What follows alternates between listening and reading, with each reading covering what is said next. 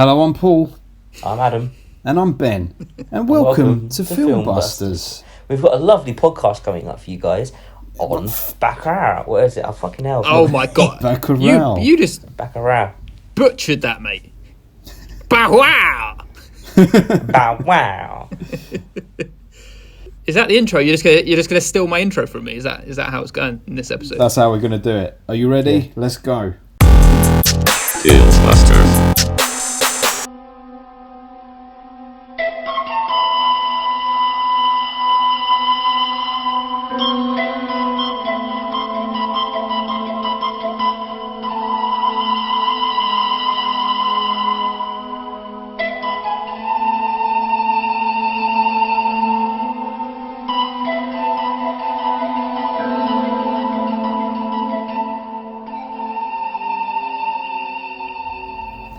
Listen, we're playing this track at the moment. For those of you who are listening and wondering why we're playing this track, you know why we're playing it, because Ennio passed away a couple of days ago. We wanted to mark it in our own humble way on the podcast.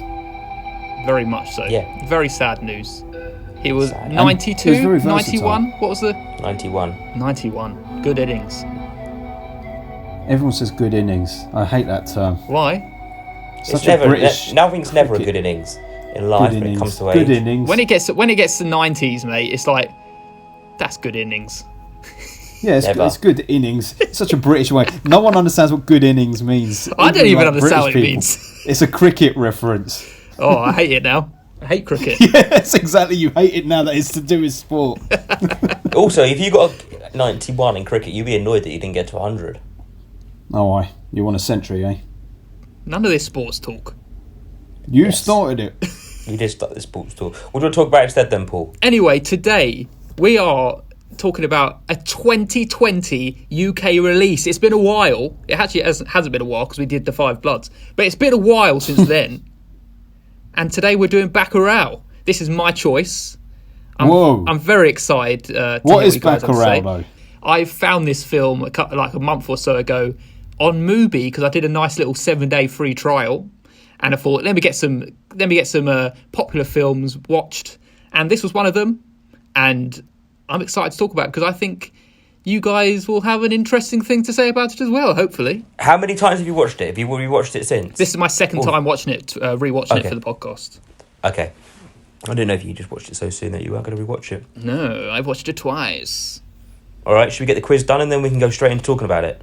Look at this fucker. He wants Because to we did go. so long, because the last episode was such a mammoth one, Adam wants to condense this episode. He wants to do this in 5 minutes. All right. Let's Yeah, see. I don't Let's see if really we can do care. it in 5 minutes. I Here we go. like to say my opinion. I'd like to do the quiz, say my opinion, and then say because it's my film, I'm excited to say my film. That's all he wants to And do. then I don't care about the middle bit. That's just annoyings. Well, listen, you're going to care about this bit because this is your chance, Adam, to get 2 questions right and Yes. reclaim that top spot, albeit Yes, exactly. jointly That's why I with want to Paul. get into the quiz. Let's just get it going. I'm So pumping then, here. I asked you two gentlemen to pay very close attention this time round. Yes. And I've got a feeling that neither of you are going to get this. But it's one of the more obvious questions I could ask about this film, I think. Okay. So for those who don't know, what we're going to do now is the quiz. I asked these two boys 2 questions. If they get it right, they get a point. If they don't get it right, I get the point. At the moment, Paul is top of the pack with 14 points, and me and Adam are joint on 12. So by the Yes. end of today, it could all change because we've got 2 questions coming up. Well, I hope it's all going to change to some capacity. Right then, Otherwise, it'd be a pretty boring quiz. Oh, sass. The sass already. as Udo Kier, who plays Michael, approaches Dominguez towards the final act of the movie, what song plays in her house? Oh, shit. Oh. Oh, my God. What a good question. Oh, I. Oh, shit. Smack my bitch up by the apology. It's definitely not. Oh. Adam should be ashamed because you could have got this just by paying attention. I have no idea. Do you notice this type of shit? I don't. This is what I was saying. I was singing to it you. last night. That's the annoying thing. They focused on it. They even go on to reference it afterwards. I'm not going to remember it. I'm going to take too long, so Oh, I'm just going to Sonny say Jim. American Pie. The song is True by Spandau Ballet. Yes. Never would have got that in Yes. 100 years. There we go. How would you not have got that in 100 years, mate? That's what they're playing in the house. 100 years. It's like it's a fucking song in the English language in a Brazilian film. How would you not get that? Anyway, it's very true. I got bad news for you boys. My second question is a follow-up question directly related to that. Okay. What is wrong about what Dominguez says when she references the song? It's not an American song. I'll give it to you. It's a British song. Yeah, it's something good like that. Yeah, I give it to you. Because the question, You're right. because the thing that was wrong is that it's not American. It stuck in my craw the first time I saw that, and she said that. I'm like, but it's not American music. Yeah. They're British. I saw them in a Chinese restaurant in Mill Hill about 7-8 years ago. What, performing? We were in a Chinese restaurant on Father's Day. Is it called Golden River? The one guy was eating Chinese next to us. It wasn't called Golden River, it was called Golden something though, which is funny. Of course it has to be called Gold. It's Banjo Ballet. So look, Adam, you are bottom. Yeah, so I know Paul that. is 15, Ben is 13, and Adam is 12. Adam is throwing his early lead away from this year. And Bollocks. Paul might reclaim the host duties. Oh. Sorry, Horrendous. Adam. I did actually want you to win this year as well. You do know, if I'm host, I'm not repeating the rules every week. It's not happening. Because you That's don't not understand the disclaimer. rules. You're supposed to get the questions right, Adam. He can fucking lift it out of another podcast. It's very It's not strange. happening every week. Adam absorbs no details of the films he watches. That is very annoying because I should have remembered that because I was singing it last Never got night it. as well after the film. I thought Adam would have got that Spandau Ballet one. Yeah. He's let Never. himself down on that one. He's a big music buff, so I thought he would have got that one too. Shame. Anyway, It's that's a one of shame. the better questions of late. In any case, that's the end. Bye, guys. So we move on to the main event. The main event. Here is our featured topic, plus Adam might do a rubbish plot summary. Are you fucking serious? Right, everyone. Today we're talking about Bacurau. This is a spoiler episode. We're going straight into spoilers, no hanging about. But first of all, Adam has to do a beautiful plot summary. Thank you. I'm glad you said Beautiful. rubbish. So this is about a small town in Brazil, and they've got a way of living. They just sort themselves out and they keep it all within their little village. And basically, politicians come along and they don't like it, and they want to get them more involved, and they start sabotaging this village to try and win them round. Colonizing is the word I was looking for. That's an interesting take of this film. That is. It is an interesting take on it, yeah. Well, I've really given In away a my film that's up review for already. interpretation. In many ways. So I guess it's my choice. I get to. I know it's normally me or the person whose film it is who normally talks about it, but I'm gonna say I want Ben to talk about it first. You want me to go first? Yes. Okay. Let's go for it. Bobby Bacurau. So I knew nothing of the film, like you recommended, going blind. Totally blind, so I did. And I'll tell you, as it started, I was making notes. In the first half hour, I was making notes because there was so much random shit happening. I thought, this almost feels like a David Lynch. I'm going to have to check all my notes by the end. But then the film got into a swing. And I just when I thought I kind of got it sussed, the direction it was going in, it shifted a little way, and then it fainted the other way, and it kept shifting every 15-20 minutes or so into a Lionel Messi. different kind of vibe, like Lionel Messi, as the boy says. Don't even bring it up. This proceeded to happen throughout the almost 2.5 runtime of the movie. And the thing is, when you have a very disjointed film like this, when it slips from one genre to another almost in this way, sometimes it works and sometimes it doesn't. But for me, I gotta say that Bobby Bacurau worked very, very well. Oh, yes! I was a Yes! very huge fan of it. I love the whole style. We talk about all the intricacies. It doesn't quite have that special something for me yet. I feel like maybe on a rewatch it would, but it's a very, very, very solid and strong 8 out of 10 for me. Let me just. What do you say? 8 out of 10. Yes, Yeah. 8. Let me just say on a rewatch, it definitely adds something more. That I would imagine it would. Yeah. I would imagine it would. Go on, Adam. You go next. Okay. Well, I think Ben has kind of said exactly what I wanted to say. It was a great film. It was beautifully made. I have to say the intro to this film was lovely. The very first couple of seconds when they're like in space and you're just zooming up on that, I was like, oh, instantly one round. I was like, oh shit, we're in. This is good. I like this from the beginning. Like within 30 seconds of the film starting. It kept you intrigued because you didn't know what was going on. There's a bit of mystery in it. Slowly the mystery is unfolding. It did lack a killer punch in some ways. I feel like I was expecting maybe like a plot twist or something to come up that didn't really come up. There was maybe a twist of sort, but you saw it coming from a mile off. Yes, I very much enjoyed this film, and I'd give it an 8 out of 10. It's a nice solid 8. Oh shit! Solid. This is going to be a loving. It's going to be a love. It's a loving, mate. McLovin. Come on then, Brainiac behind it all. Brainiac. Okay, so this is a big success for Paul. It's Paul's first choice. That he's going to give it an 11 now to bring it to the very top. unless on a rewatch, Paul has dropped it to like a 3. Well, so as I said, I watched this film for the first time a month or so ago, and I thought it was absolutely fantastic. I love that you're like misled into thinking this film's like almost like a family drama, and I was even totally drawn into like the dynamic of the village, and that was just the first element of it, and I was already drawn into it, and it all feels incredibly authentic and layered, and this is just the village, and like even just the small little moments, like the fact that the church is used as storage, it's like it doesn't even need to be mentioned, like it doesn't need to be explained, but it's just like it adds so much depth. It's like, what? So why did they? And you want to know, and like, but adding like this mysterious element into the film that absolutely flips the script is amazing. And it's not even like directly about what is happening to the town, or like why they're off the map, or why are they killing them. Like that all adds like a good bit of mystery, but it's the small little details that I love and are so fascinated by even more. Like the fact that it's like set in the future for some reason, and the random drug that they're all taking, and there's clearly some sort of like magical element that surrounds the town, and there's such a focus on like shark jaws and teeth in the ground. Yeah, there is. What the fuck was that exactly about, man? That's what fascinates me. And it's like, I was so fascinated just by that little bit, and also the fact that the film was fascinating anyway.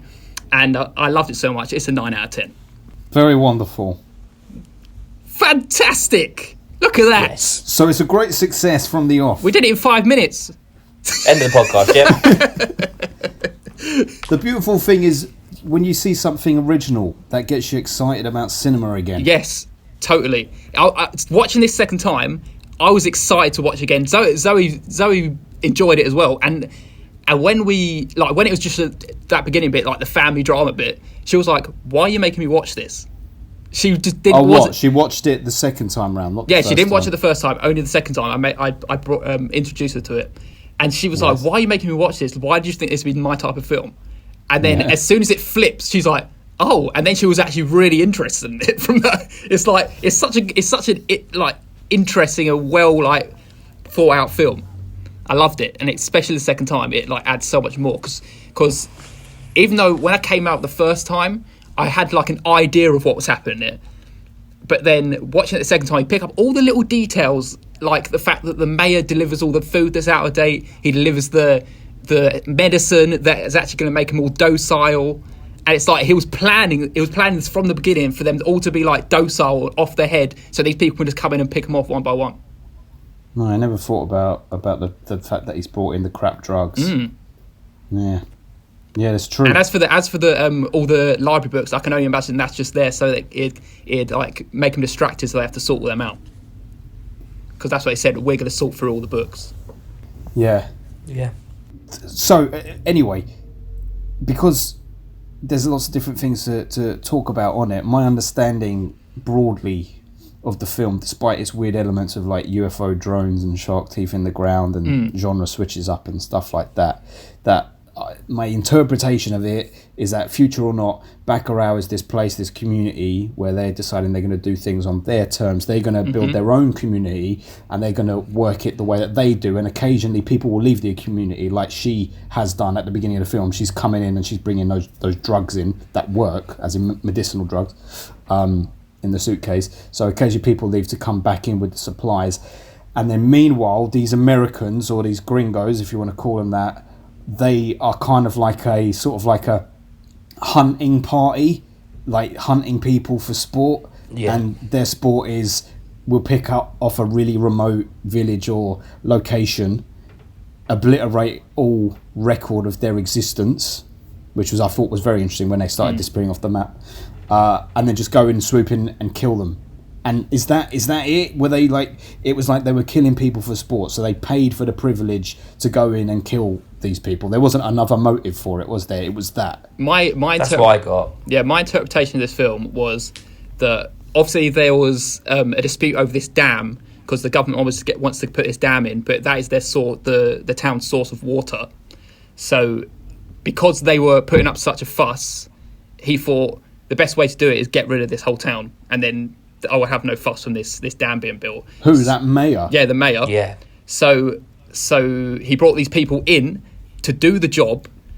They must be like a firm already that does this, because they seem to get nobodies from America to kind of take out their frustration, their racist frustration out on people from a foreign country. And I believe the fact that Michael took them all out is because it's almost like getting rid of all the loose ends at the end, because he believed that all the town was gone and fled at that point. Do you think that he thought they had all fled? I kind of didn't know. It felt to me like he'd just lost his fucking damn mind for some reason after meeting that woman at the house. I feel like because he was surprised when he was like subdued at the end and brought to the village, and it was like, you told me I was going to get money for this. Because I feel like it was already like almost getting rid of all the loose ends in the town. Yes. Yeah. This true. I didn't think about it as the mayor orchestrating it. The interesting thing about it as well is the fact that it was almost like they're doing it by a point system. It's almost like some kind of computer game where they all get different points for shooting different people. It's like some kind of sick game. That's why I thought they were almost like a private group who had paid for the privilege to do it, and like, yeah, that's what I thought. They get some sort of reward. Like when people go hunting animals in Africa, they're just doing the same, but just with people. Yeah, I believe that as well. But I believe that they're brought into this in a sense to think that they can just do it and get away scot-free kind of thing. But when it really, because the government have set them up to do it. That's why it's then like that's what I thought the plot twist was going to be. Like their friends and the mayor has actually set them up. Like he couldn't win them round by cutting off their water. He couldn't get them to be part of the town. He couldn't get them to do this, that, and the other with the medicine. So his resort was just to get these people in to kill him. Yeah, that's pretty much it. Yeah, I just felt that whether or not he was like getting rid of loose ends, or he just had enough because he wanted to shoot himself as well at the end. He just made because they were giving him so much grief, saying he's a Nazi and everything. He's like, let me just fucking take these guys out. Yes, fascinating. There's so much to think about in this film. That's why I love it. Do you think it is set in the future though, Paul? Yeah, because it says at the beginning. Day. It says at the beginning. It says I can't remember what the exact phrase in it. It 2044, maybe. Did it say that? I don't know. That for some reason that's in my head because I'd forgotten it was meant to be set in the future till you said that, and then that figure came in my head. Because the only thing that remotely feeling like it was set in the future was the spaceship drone that flew around. I thought it was just an extravagant drone. They also had like high tech like phones, and remember they're like see through, and also the earpieces. But there's a subtitle right at the beginning that says "in a few years from now" or something like that. Oh right, okay. That's what it says. Yeah. What did you think when you saw the spaceship? I was like, what is this now? Like, this is when I thought it was going to go like a sci-fi film. I was like, is this some kind of low-budget film that I watched right now? I was so confused. I didn't know what to think. I was excited when I saw it because I thought, because you recommended the film and then a spaceship turned up, I thought, okay, this is about to do some weird fucking shit now. But then they gave it... but the other thing is, it could have been like Fargo, when a spaceship turns up and then it's not explained, and I was worried that was going to happen. So I'm glad that it had an actual legit explanation for what it was. Yeah, But still, there's even if like that little thing was explained, there's still so much in this that like is unexplained that you really have to like think about it like deeply. Well, like, I tell you, the thing that still confuses me and confused me from off in the film, and it's one of the first notes that I wrote down, and it never really got an answer, I wouldn't say, is when they're driving into town at the very beginning, those opening 5 minutes, and there's all those coffins spread on the road. Why do they keep delivering coffins to town? Like, I get it, people die in the town, so they need coffins to bury them. There's a lot of coffins. But yeah, exactly. And why were there so many? And why were they spread? And why were people like? Why was there just like a dead guy on the road? I believe that was the original delivery for them guys, but obviously it got derailed and they hit someone, so there was an accident, so they had to get another set of coffins to come in. That's how I saw it, because it's like an identical set of coffins that came at the end. Yeah, that's the only thing I can think of. There was a lot of coffins throughout the film as well. There was a lot of coffins throughout. There was a lot of coffins throughout, and then it was weird, like, when she rocked up with her suitcase, all the villagers were like, the suitcase, and holding it over their heads like it was some magical thing. And I'm like, what the fuck is this? And then they open it up, and then there's drugs. So I get that they're, like, happy because there's drugs inside, but they like you were saying, kind of magical. They treat it almost like some sort of, like, fantasy thing that's coming in. It's just a fucking red suitcase. Yeah, it was like a remote town that had been cut off, and then the government were trying to get them to be part of the wider, like, conform to modern ideas, and like. All right, who did that though? Like, you say the government that were trying to get them to conform to modern ideas, but who eliminated them from the map? Like, who removed their existence? I believe it was the people doing it, but I think it was all set up by it was their idea. It was like, it didn't feel like that mayor would have enough strength though, because I swear, wasn't he coming to the town election? He was coming to elect, yeah. So he wasn't even mayor yet. No, he was. He was already mayor, but he was coming for a re-election. Oh, okay. Oh. But yeah, it was like he was trying to get them to conform with their ideas. That's why I said in the thing earlier about almost like colonising them in some ways. It's like, but in like a mean way of colonising, like Brits did in history, of like, instead of being nice to people, you take away from people. Yeah. And I love the idea of how like this town has always been strong through history, like their museum, all the guns and all their like the uprising. They've always been the strong. Yeah. And they've like carried it forward into the future. And like even the small things, like you see like the burnt out police cars, it's like they've always been against the government. Yeah. It's fascinating. And they had, like you say, they know how to handle themselves. They already had that uprising where they defeated a rebellion whenever it was, because they've got those pictures in their museum where you can already see they knew how to fucking handle themselves. There was already beheaded people all on the wall. Yes. Beheaded people on the wall. They already had the weapons, and at the end she's like, leave the blood on the wall, almost like a memory, so anyone who comes in here in the future knows that we can handle shit. Yeah. This like quaint little town is actually this vicious like group of people that were all taking pictures of the headless people. But that's the thing, I was thinking as I was watching it, I was like, right, do I like respect this community for what they're doing? And I would say 90% yeah, because they weren't troubling anyone else. They were the ones who got hassled, but they were just doing their own thing. They were also a little bit savagey and unsavoury. I'm sorry if some people come in and they're shooting your children. No, I don't mean that. I mean things like, just fucking with open door and letting people wander around and just seeing you fucking openly. Oh, right. Yeah, but I think that's it's almost like she was using. It's like they're very open. They seem like a very open village. Like they have the prostitutes. Yes, like, but I'm very British. I don't like to see I know. too much openness like this. I feel like she just let them use her back room in what's her name's house? What's her name? Dominguez, yeah. Because that was it was a male prostitute, wasn't it? And she was sleeping with him. Yeah, that's was what he a I didn't prostitute? get. They came up with all this like prostitution thing at the beginning, didn't they? They mentioned it. Yes. And then it wasn't really kind of shown throughout the film. It was just another undertone of what the village is about. They have a bit of they have a whorehouse in the village, and the mayor took that one. That one had to go with the mayor. Yeah. Sandra, and she returned. That's what I love about it. It adds so much depth. It's like you don't need to explain. It's just like they have their whorehouse, they have their museum. I love the little market scene at the beginning where they're all coming in they're all like just a family. They're all helping each other out. That when she lays out all the stuff that the mayor brought in, and she's like, "You take this, it's crap, or you can take this. It's like it's this up to food's you. out of date. It won't kill you, but it won't be very good for you. All of that stuff. I liked that world building, as you say. It's kind of like just adds texture and color to the whole thing, and it makes it more interesting. To not give too much of an explanation. I like the fact that on the back of loads of their cars, for some weird reason, they seem to have like a screen of their face.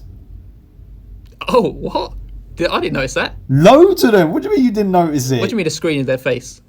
On the back of most of their vehicles, there's like a big. Are you talking about during the funeral scene? LCD screen.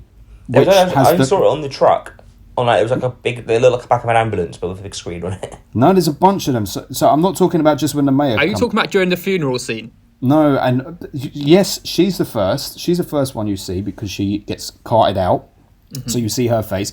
But then when the mayor turns up, he's got it on the back of his. He's doing his Tony Jr. song. Yeah, and when that Lunga comes back, Lunga is on a screen at some point, and there's a few others. I can't remember who else. There was like a screen on the dashboard of the car, like on the centerpiece. I remember there was like a big. I guess that's all the was like an futuristic iPad. elements that I hinted at. But there's definitely screens on the back of them, and I was like, what the hell is this about? I thought it was an interesting idea if everyone who had a vehicle had like a screen of themselves. Yeah. So that you knew who the fuck was driving around all the time. Yeah. And maybe for like that town, it made it more secure because then they know who's coming. They know what's up. Yeah. What do you think of Lunga? He was too savage for me. He was like, I get they had to bring him back, but he was living like a savage. And why was he an outcast in the first place? He had done some shit. So I was a bit wary of him. He was I more feel like he was Robin a bit of a rapist or something. Like Robin Hood, I saw. Like he's he was going a against the rapist. governor. I thought he was like a gang leader and he's just done some bad shit. But I really liked the guy with the guitar. He was great fun. That was like it was like those little things that break it up. It's just like It was a nice guitar. It was like something out of a Coen Brothers film. It felt a bit like. What did you think of when Lunga came back and he put the mullet on his head? I bet you didn't notice it. I bet you didn't notice it. Because he didn't have long hair before. And then he had really when he went to see him, Brazilians love a mullet, don't they? Yeah, when he went to see him at the dam to get him to say that these two people have been killed, he didn't have the mullet, but then he has a fake extension that he puts on the back of his head. Oh shit! I didn't even notice that. Yeah, it was like he signified that he's back as the gang leader, isn't it? Yeah. So. My favourite scene, apart from the beginning that was beautifully well shot, and there was a couple of beautifully well shot throughout the whole film, was the bit with the kid when they're all playing in the dark and they've got the flashlight. That was so well done. It was so tense. Like you know what that something was going to happen, but you know that Game of Thrones when they face off with the White Walkers in the final season and they all go charging into the snow and the lights just all slowly go out. Kind of made me think of that. But yeah, that's when they kill that fucking kid, isn't it? Yeah. That's when they cross the line. It was just such a tense scene. You were like, you just knew something bad was going to happen. I thought there was lots of good tense moments. You're right. And when them motorcyclists first rocked up into town, I wasn't too sure if they were going to be good or bad. But like when you don't see their face, this kind of tells you a bit of like stereotyping. When you don't see their face, you think the worst. But then when they got off the bike and there was like kind of like a chubby woman, relieved. You're like, they're not bad guys. It's like, no, they fucking are. Yeah. And they got what's coming to them. I hated the fact. I mean, I liked the film doing it, but I hated that they tried to be like a judgmental voice when they got back to the rest of the group after they've just killed some fucking people. It's like, don't go crying about, it wasn't meant to be this way or we're not meant to be doing this. You just came along and you killed some fucking people. So don't go crying to the rest of the group. You're as bad as them, you motherfuckers. Yeah, they were more like they were expendable people, weren't they? They weren't actually supposed to kill anyone. They were driving around in their flamboyant motorcycle garbs. Trying to look like tourists. But they're sticking out like it's all fun, man. I think that's what they did on purpose, to make themselves look like they're not supposed to be conspicuous. Right. They were so over the top that they couldn't obviously be from the local area. But no one fell for it. Every time they saw them, they were suspicious. That scene was tense though as well, when they're sitting around the table and they all start going racist on them. They're like, you're not white. Does she look white? And they're all like, probably the binoculars and everything. And like focusing on the nose and shit. That's when you first really see what the gang's about, isn't it? Well, that's like... the director who did this has got another film on Netflix I want to watch now, because... Aquarius. Like, it was such a well-directed film. Aquarius. Have you seen it before? No, I haven't seen it. It was very well directed. It was very well directed. It's got Dominguez in it. Is it? They're Brazilian filmmakers, are they? Yes. And they managed to do very well to get like kind of a bit of an American casting for that whole subsection, because almost a quarter of this film is in English language. The thing that's annoying about Amazon Prime / Mubi is that whenever you watch a film on there, like with this one, the subtitles don't automatically come up. You have to turn the subtitles on. Yeah. And I turned them on and they came up in German first, not in English. That's how you're meant to watch it, to make it even more of a mind fuck in German. Speaking like Michael. Yes. I was trying to speak between Portuguese and German the whole film. Now, Paul liked to keep his recommendations all interconnected, because there was John Carpenter music used in this film. There was. Yes. And I knew it. Even when it played the first time, I was like, this sounds like some John Carpenter Very shit. distinctive, It was isn't synthy it? as hell, and then it's just him. Yeah. Him and his son. Did you see what the school was called? Remind me. I feel like I School was read called this. Yao Carpintero. What's that? John Carpenter, but like a Spanish version of it. Ah. I mean, in a way, it's kind of like a John Carpenter 80s style bloodbath film with like Assault on Precinct 13. It's got Assault on Precinct 13 type vibes, and then, like you say, a kind of B movie vibe, like a Big Trouble in Little China almost kind of vibe. Yeah. Definitely. I mean, it was nice. I always like to see foreign film, but when a foreign film is doing genre well, is good. Because most of the time, when you think about foreign film, like if we say to each other, "Oh yeah, we're going to watch a foreign film for the next film," you're like internally you kind of go, "Oh, it's just going to be a drama, some foreign drama." But foreign genre cinema is where it's at. Yeah. When they take a style and do Definitely. it their own, that's fucking exciting. That's what I loved about the like intro to this film. It felt exactly like you would expect a foreign drama to feel. And then it just flips it. Yeah. Totally. Why do you think there was like shit like the water truck that came into town was full of holes? Because they didn't want him to get water. But they didn't say was the way too water had restricted. leaked out, did they? Yeah. Yeah, but it was kind of implied, wasn't it? Yeah, they didn't want the water It was to covered get in to the holes. town. When you look at the holes, it would have fallen out. It was all like part of the government's plan to restrict this little village. It was like cutting off their supplies. It was about making So they it wanted weaker. to first them, or what? They wanted them to come out? They wanted them to be, if they brought them out into the real world, like they didn't want them to be so secluded, I don't think. Uh-huh. I don't think they liked the idea that there was like another country almost within their country. Like Is that what you feel, Adam? They're trying to make them want to join like the society. Yeah, I thought that's what I thought at first. It's only when I didn't really pick up on the damn thing too much until you mentioned it then. But that's what I always thought. I thought they weren't happy with their way of life. I thought it was more of a restricting the way of life, because also since the old lady died, she was their leader, and now I thought, okay, this country's now weak. We can attack them now, kind of thing. Yeah, their leader is gone. This is the time to like bring them back into life. I believe that her dying is definitely integral to this all unfolding.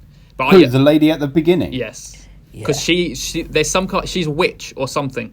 Because didn't you see her appear at the end? Yes, to Michael before he just when he's about to kill himself. That was her, the dead lady. Yeah. So that is confusing to me on two levels. Like, it's interesting what you're saying about her being intrinsic to it, because the description of this film is a blah blah blah returns to her matriarchal village or matriarchal community, and I'm like, matriarchal? It's like I never got the impression that this community was led by women. It just felt balanced. She was definitely the leader. It was just a female. It was like a female leader, wasn't it? That was it, really. But then, two, the thing that was confusing and never really got answered is Dominguez, when at the very beginning of the film, she stands up in the town and makes a big fucking spectacle of herself and shouting about, you'll never turn up to my funeral like this, you're a prick. She's really insulting, and then she never goes back to being that person. I think it's more the fact, like, you saw a picture of them and they were obviously they grew up together, and she obviously has some kind of jealousy that she's held back, and they've obviously because she's the medicine woman. She deals with medicine, and the other, like you say, she's a witch. Yeah. She deals with mysticism, and she deals with fact. Science. It's very true. Yeah. I very much liked his punishment at the end as well. I was expecting him to get shot. I thought it was almost like a walk into the grave and they'll shoot you in the hole, and then they open it up into a little cage. That must have been horrible. What do you think would be worse? Do you think it would be worse if they just sealed it up and never returned to it, so he just dies in there, or do you think it'd be worse if they kept you alive by giving you just the tiniest bits of water and food? but you've got no. I mean, you'd rather probably die, wouldn't you? You'd rather die, but you'd kind of. But if you food want to and water survive. was You there, can make you it wouldn't out. turn it down because you'd be so hungry and so thirsty. Yeah. So it would keep you alive. But I feel like. I mean, it looked like they were going to seal it off, wasn't it? They They were, were putting they all the were. stuff back over. See, they're savages. They are. That's their own form of law, isn't it? Yeah. But when Very interesting. when a government uprise against you, how are you supposed to act? So now it's about government uprising.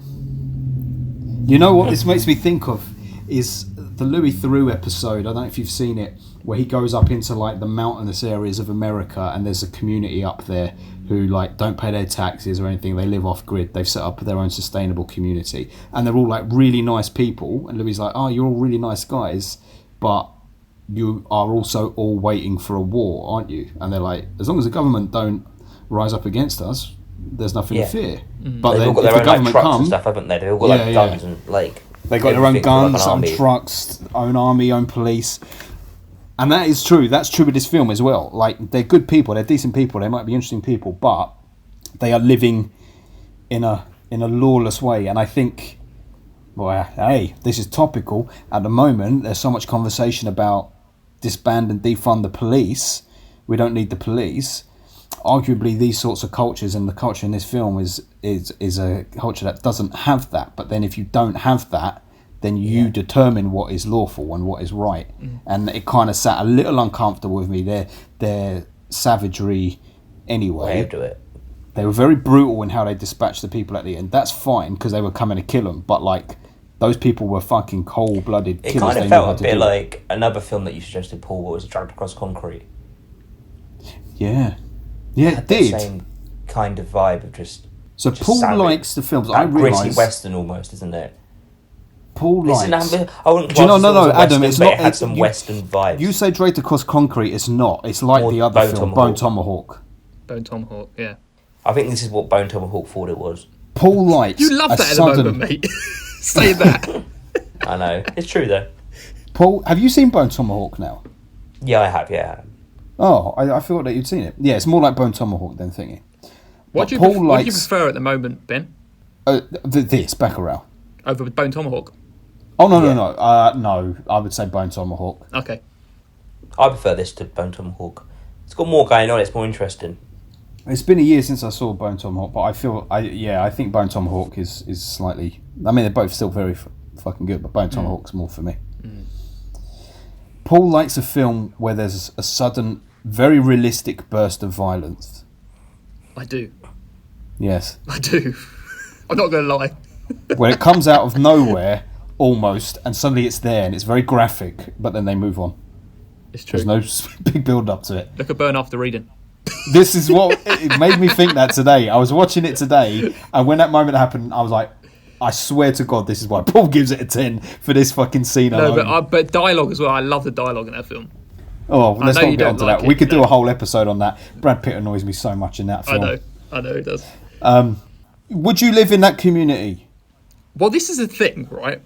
There's a romanticism about it. Yeah, isn't there? it's all they're all very close to each other. They're like a family. And if you had a family that close, and an outside force comes in and trying to pick your family off, I'm sorry, but that is just how you would act. Especially the way they're together. Like, look I'm how not saying upset- they're wrong to react that way, because, defend yourself. You don't I want don't know, them I to think die. there's a romanticism about living that way. Like, it sounds cool living off grid and doing your own thing. But you probably just, and then the grass isn't always greener, maybe. Like, you probably. There miss is a lot. romanticism to it, yeah. They're Romanovs, basically. They're gypsies.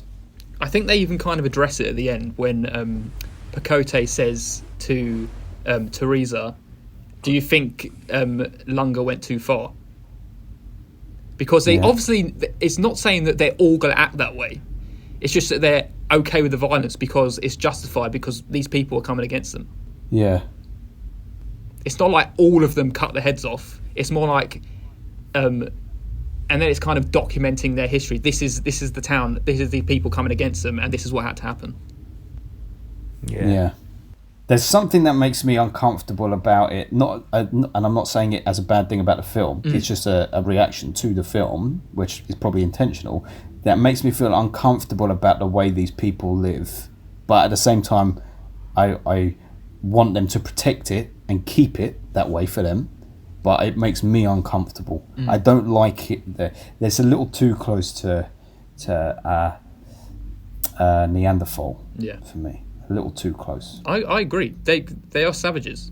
Like, well, not their savages, more like Lunga and his crew, because they were laughing as they were cutting him up with a machete. Yeah. But it's like, this is why they are the outcasts of the village. This is why they don't live there anymore. Yeah. Horrible. So tell me, why is Bacurau? You said this thing about a nightjar and all that shit. That's confusing me. What's all that got to do with the film? So a Bacurau is, as the shopkeeper said when the motorcyclist came in to visit, it's the name of their town because it's a local bird that's extinct everywhere else apparently, apart from this town, and it's a hunter. Okay. So that kind of like coincides with what the town is actually like. They're skilled at hunting too. Very good. Is that good enough for you? What did you be? What's it? What did you think about the fact that the people who are coming in only use vintage weapons to kill them all off? You say vintage weapons, but they did say vintage weapons. So we don't. She used a new gun, and that's why I think they got annoyed, because they were like, we only use vintage weapons. And they had the whole girl filming herself with the gun, didn't she? She said, that's my granddad's gun. Mm-hmm. I thought it was just part. It's just part of their them. It's just like, I don't remember that bit at all. It's just added to their characters. It's just like a cool, quirky fact that they do. This is I like the mystery that's surrounding this whole hunting party as well, because at one point one of the women were almost like blogging about her weapon to like a camera. Yeah. Saying, I think that's when she said, "This is my granddad's gun," and I can't remember what she said, but she pointed at it, and he was like, and he gave it to her, and that was it. She wanted that gun from then on. And there's also like some unknown element who's speaking into their ears as well. It's going to be the mayor, isn't it? It's going to be the government. That's what I thought, but that mayor. But see that thing. I mean, it's interesting that you say that. I never connected it that the mayor might orchestrate it, but that mayor is portrayed as a bit of a dumbass, man. Michael is smarter than him. He's a bit of a weak one, I don't isn't he? feel like that mayor is doing that. I don't think he's like controlling it. I feel like he's got these people in to do it. He's not orchestrating this job. He's just been like, he's paying for it, saying, "Come on, guys, you come in here, sort this place out." But there's like a higher up above Michael who's orchestrating it again. Yeah. Because he said, "I've done this I've killed thousands of people." What Michael was saying. It's colonising. At a base level, it's Americans and British, as always, going into a place where they don't fucking belong, killing off the people and wiping it off the map. And they do it in a harsh way rather than a nice way. And I also see it as like an allegory for police brutality as well, because they have like this sense that they can do what they want because they've got this kind of military backing. They can kill people and it's fine, and they can be this racist force because they're allowed to do it because they've been brought here to do it. Well, this is why I think it's topical and relates to the shit that's going on in the world right now, because I want to know what the answer is. When they're saying at the moment, defund the police, scrap the police, I don't know if I agree with that, because I don't know what well, Adam, you definitely don't agree with it, but I get the reason. But it's obviously a way that you need to restructure, but there's no second. Well, without getting too political, it's like you need a backup. What's happening next? Exactly. What, are you just going to say everyone's going to be like a neighbourhood watch? What are you going to do with like rapists and drug dealers? Like, but then that's what I'm saying. And shooting in this film, crime, like, who's they have no law in their community. They have no police officer or security or law, right? And also, it's fucking topic as well. Again, another Louis Theroux I watched the other day was when he's in fucking Johannesburg in South Africa. And he's following these independent security firms around because the police are so corrupt, no one uses them. And it's like people then contract these individual security firms, and then it gets more dangerous because these are the people who enforce it, and they are literally in the pocket of anyone's whim. So in a community like this, it's too idealized. There needs to be some order. They're not living the perfect existence. There needs to be someone to rein things in, because if someone in that community does go loco, who's going to control it? This is what Carla said. I don't know if you watched it a while back. When first this all happened, he did like a Q&A session, and someone said, "Do you agree with funding the police?" He said, "Ultimately, I'm not going to say it because you need an answer to the, like, if you defund it, great idea. What's next? You've got rid of it. What are you going to do? You're essentially just building up a police force." Well, this is what I don't understand. Yeah, they say displace. We're going slightly off topic here, but it's still relevant, I think. They say you stop funding the police, and then the funds go to better Other mental things. health services, drug addiction Education, services. housing, all that shit. But that may go some way to answering the problems, but it doesn't. I mean, you can argue if someone's raped, they would be raped with or without police presence. It's just that the police can come in afterwards. Yeah, exactly. Who's saying what's lawful? So if you've defunded the police, or if you are this town, Bacurau, with no police, and someone does that, then what do you do? What's the response? I mean, this is a whole other political issue, though. No, yeah, but I'm drawing a comparison between the two. I know, they yeah. want to live off grid and not have that. So how would they deal? If Lunga had raped someone, And this how is would just they a small, deal with him? And this is just a small portion of people. It was like 80 people, wasn't it? Yeah. Imagine if like 30 billion people, what the fuck, not 30 million people, sorry, did it. It'd be, there'd be small armies of people. Yeah, defund the police is... Be more gang culture, wouldn't That's it? not the way. That's not the way. We like to talk politics from time to time. There's nothing wrong with that. In all these stages... Paul's gone very quiet. He agrees with I was defund the listening. police. Paul agrees. He wants the police defunded. I want to know where you stand. I'm a little bit in the middle. There needs to be a way to You need to rebuild the police. You yeah, need to, it's rebuilding You need it. to look at what's going tits up, fucking sort that shit out, start again almost, but don't, defunding it's going to cause more problems than it's going to solve. It's almost like scrap it, start again, but there needs to be some sort of racist exam. But anyway, the film was very, very fucking good. It's your best recommendation so far for the podcast, I would say. Fantastic. I got a couple more things to say. Yes, please. 2 more things to say.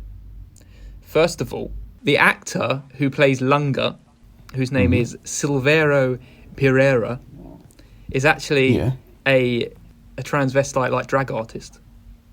I thought you were going to say he was trans, and I was going to say, what? He's a not. He's he's a drag transvestite. artist. So he's imagine not trans. imagine being in it, like having a Brazilian film and like knowing this drag artist and then seeing him do this crazy performance. That'd be like Eddie Izzard doing it. Yeah, that's mega respect. That kind of explains the painted nails, doesn't it? Yeah, exactly. And the little nice little mullet he puts on. He likes his style. And secondly, what do we think of the shark jaws and the shark teeth? I didn't really notice that. I don't really. Well, I noticed it, but I didn't probably pay too much attention beyond. I recall seeing it once in the film, and because did it happen more than once? Yeah. So you obviously saw when it zooms in. When it I zooms saw in it on when the it was in the shark dirt jaw. on the ground. Yeah. And the second time is where Michael is picking people off with a sniper rifle. But just as he gets down to put his sniper rifle down, he puts his hand on the floor and he goes, ah! And he puts his hand up and he has a tooth lodged into his hand. I didn't notice the tooth. Yeah. And it I focuses in on wondered it. what it was. It's like so obviously focused in on it, so it means something. It's not like a throwaway thing. Well, is it like sharks lived in that part of Brazil and it's this far in the future that all the water's drained away? Yeah, that's the only thing I can think of. That it's like When he goes back to the damming bit, maybe. But dams don't connect to seawater in that way, right? And I wasn't sure if it was shark, because it certainly looks like a shark mouth, but you don't see the rest of the body, you just see the jaws, don't you? what would it be though? That's a shark. That is what a shark jaw looks like. I was thinking maybe like some huge fucking horrible snake. It would have to be Or an eel. horrible. Fucking basilisk. Yes, it would be. Well, either way, it's interesting. But I thought the same as you. Like it's more so- interesting because he does it twice. I didn't Yeah. realise that there was a second moment with it. I see it as maybe like there used to be water here, and it's almost like this is shark infested waters, and now this whole village lives here, and they're just as vicious. I think that's probably the most sensible explanation in a film like this. Or maybe this is Sharknado 7. And they've just gone really subtle with it, you know. It just dropped out of the tornado and landed there. Look at this reference you can make now about Sharknado. Horrible. I wish I couldn't make it. I'm quite tempted to watch the rest of the Sharknado films, but the first one was awful, but I don't know. I don't know if I ever They get better, but they don't get better than 3 out of 10, so it's not worth your time. Yeah, but is it fun at least? Are they fun bad? I mean, I kept watching, so read into that what you will. Yeah, I what did you wouldn't say I was watching? having fun, because You always have a go at me I was for on a watching awful shark shark bender. films. I decided I wanted to do a bunch of shark films, and Yeah, who we knew like that watching even shark- Bacurau. Bacurau set me off. I watched Bacurau before I watched Sharknado, so maybe Bacurau put the subliminal seed in my head. Well, You always have a go at me for watching shit films, and then you go off and watch I 7 know, but Sharknado films. at least there's sharks in my shit films. Okay, I watched a lot of shark films, and you say they're shit. I watched one with the zombie beavers. What do you want to watch more than that? Ugh. oh, why would you do that? Watch Jose? Jurassic Shark, Ben, if you want to watch a good shark film. Yeah, but do you know what's weird? I tried to watch Jurassic Shark, and it says this video isn't available. Good. I hope it's been deleted from Maybe. the whole of the world. It's probably on YouTube because it's so shit. See no one how actually much wants to own Bacurau it. has to answer for. It clearly did set to plant the seed there. Well, see. Also, don't you Bacurau owns Ben 10 hours of his life. give some love and give some respect to Udo Kier, because he's fucking always great in horror films. Yeah. He never gets no props, but he always pops up in evilly roles, kind of, doesn't he? Yeah. Yeah. That was a good little scene when they were calling him a Nazi. That was a good scene, yeah. And he said, what was it? He said, "How old are you? I've been in America longer than you I've been have." in 50 Yeah. years, did he say? He said, Yeah. 40, I think it was, he said I'm 38, and I've been in there, I think he said 40 years. Yeah, he did. Yeah. So I'm more of an American than you are. I Yeah. thought that was an interesting argument, mate. So what he seems like. So if you're going to insult someone, don't use something so fucking lazy or something like Yeah, that. Yeah. He bust him up with a gunshot. He did. He also went mad at the end with his gunshots. His gunshots, I felt, because they were so loud. I know. It And felt real. you saw that little boy run, and I was like, don't you run out in the open. Oh, That's when he shot the dog man. He did I was shoot like, the oh, dog he's man. whacked. He did. terrible. Terrible, man. When things like that happen, I'm like, Zoe, I feel like Zoe's going to stop watching this film now, because whenever a dog gets killed, she's like, I don't want to watch this anymore. Let me tell you, it's same thing with Jenny and a cat. Yeah. If a cat is in danger, or a cat, even if a cat is thrown in a harsh way or something like that, it's too much. And I get that, though. I do get that. What films throw cats? Funnily enough, a There's lot the of cats. them, and a lot of the older films do, where like cats and kittens crawl up on people, and instead of like putting them down nicely and gently as you would do with a cat, they like pick it off their Right, shoulder yeah. and just throw it across the room. Happens a hell of a lot. Terrible. Terrible shit. Well, look at that. Dogs and cats living together, mass hysteria. And that's what we took from that film, Ghostbusters. Dog and Cats. Yeah. Dog and That's cat Ghostbusters, love for the dogs baby. and cats. I've got nothing but love for dogs and cats. Did you see when Michael saw the cat and then he winked at it and then moved on to the dog? That was what was more malicious. Wouldn't you love it? Never if he did happened, that? mate. winking through the scope of a sniper rifle. You just see his big eye at the end of the scope. Yeah, I Oh, don't know what a why he film. went totally as mental as he did at the end. Because I I know th- you I think say it's- that he thought the town had I cleared think he's out. just but I hungry don't for know. blood, isn't it? It's just like a Yeah. savage just within him. Yeah. It was either because he had to get rid of the loose ends, or he just had enough of those people because they were all just bitching and moaning, and because he was Maybe, yeah. because he was going to kill himself, so he thought he'd probably just get rid of them as well. Why do you think that she like set up shop waiting for him in that way? Like with food and drink and shit? Almost like a welcome party. Like come out. We need to like tell me what you're doing here. Like she didn't know that he wasn't going to shoot her. She didn't, but that's why she got greeted at the end and said, "You're so stupid. You're so brave," or whatever she said. A woman went out to see her. That fucking... It was funny every time he took a shot at the end. And they were like, "Was that you, Michael?" And he's like, "No, I didn't do anything. I heard nothing." Hell no. Something like that, yeah, because that is how he was talking, wasn't it? That wasn't me. Did you just shoot the coffin people? What coffin people? Yeah, yeah, you're doing the impression I was doing. That sounds like Peter Griffin now. I thought it was a very fine film, and I would look forward to seeing whatever this other director has done. If there's something on Netflix you say, I'll check it out. Aquarius. That's the other thing on Netflix. Yeah, That's a hot pick. With So Dominga. where does it appear in your top 10 of 2020 then? It is number 1. Is it? Yeah. Mind you, there's not. What other competition is there? Birds of Prey Man? is second place. Oh yeah, definitely better than Birds of Prey. Adam, where does it place for you? Well, I'd put it behind Invisible Man. You Behind disgrace, mate. Invisible Man? What a Yeah. disgrace. Well, I put it above Invisible Man, but above True History of the Kelly Gang, so it's in 7th place. Jesus. Oh yeah, but you've watched a lot. You've watched a lot of good stuff this year now. It's only because of the way that things have tweaked, because Parasite was 2019 for you two, whereas 2020 for me. And Hamilton. Hamilton, Lynn and Lucy, Lynn and Uncut Lucy. Gems, Yeah. 1917. And I've Uncut got... Gems. Yeah, I fucking loved Uncut Gems, man. It was a 9 That for was me. this year. Yeah, it was this year. Oh, fuck off! Uncut Gems is the best film this year. Then No. I can't remember what I've seen this year now. Well, I thought Uncut Gem was the end of last year. no. I mean, it has a 2019 release date, but it came out here in February? On Netflix here in February.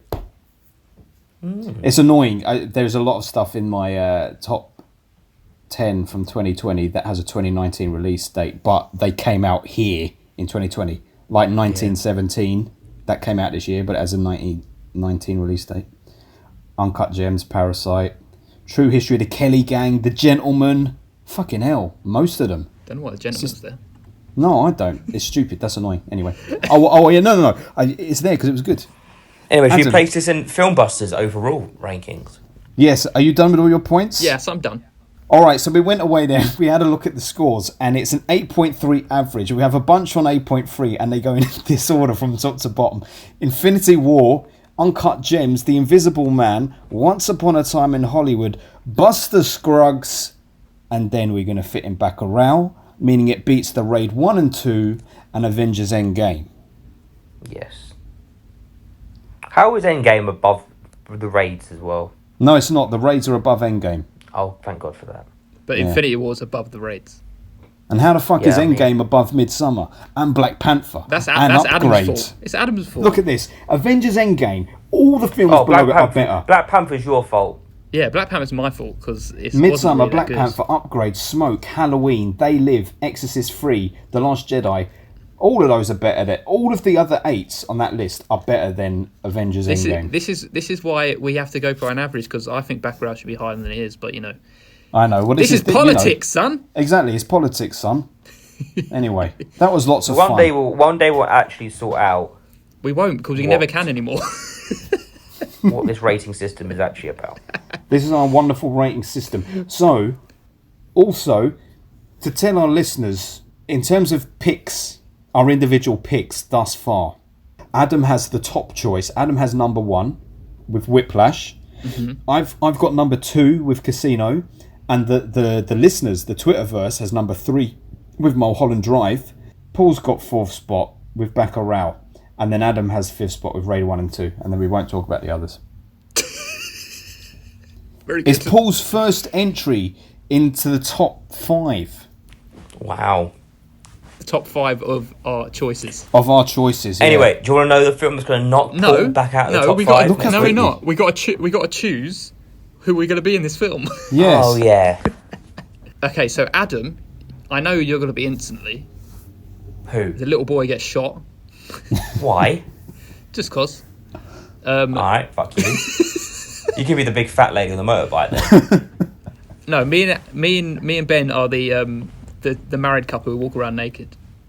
Oh, yeah, that's what I mean. Savages, man. Fucking walking around naked, killing people.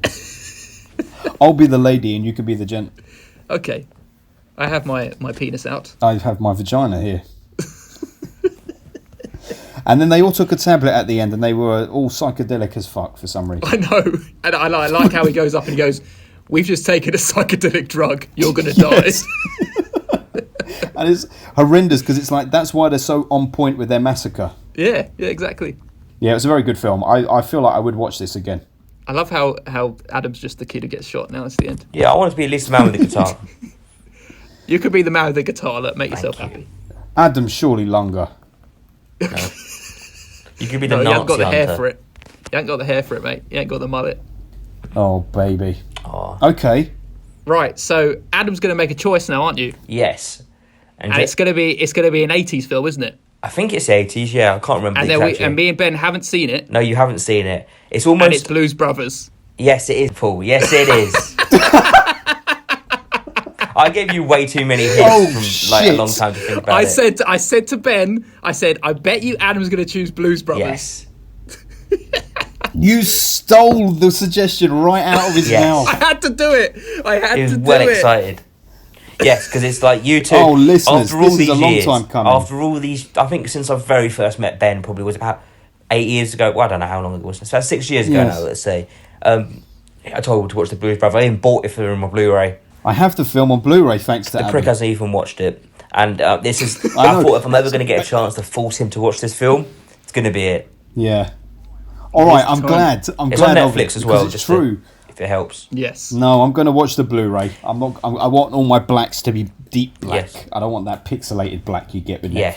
Netflix. So when you maybe on Sunday evening, afternoon, Ben, you're feeling a bit hungover, just sit and Nice. watch the Blues Brothers. That's not the Do you time know to what? watch it That's because perfect. he downrates stuff when he's hungover. He puts his mood onto a film. Don't. Yeah, he's going to fall asleep in it. Exactly. No, I won't. I am drinking. I've got a craft beer night on Saturday night, so Sunday afternoon. Maybe sounds a little perfect roast for it. dinner. That sounds like the perfect time for it. I'm I excited. have nothing against Blues Brothers. I've never seen the fucking thing. I never I'll be get very round to it, surprised, and Ben, I if you thank don't for like putting it. I would probably be too. The only thing that's going to spoil it is John Belushi. Why do you not like him?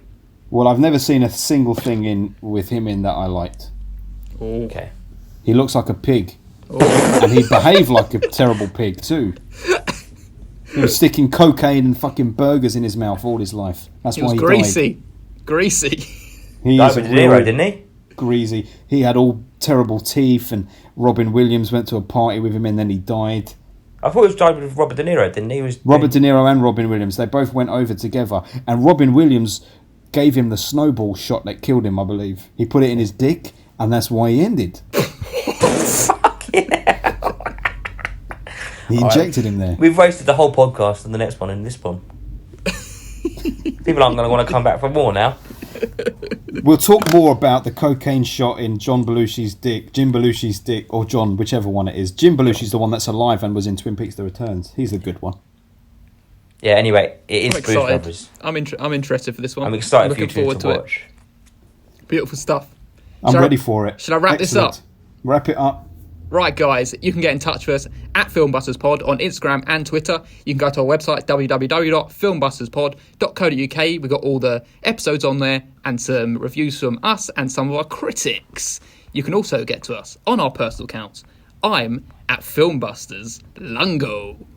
I'm at Filmbusters Bacurau. And I'm at Filmbusters Ennio.